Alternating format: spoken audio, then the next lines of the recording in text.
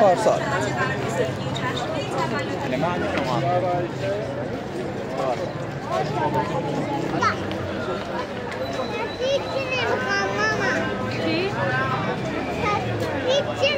نه الان باید رانی تو میدم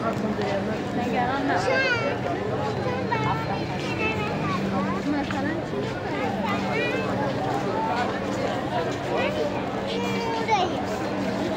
همین گوجه رو که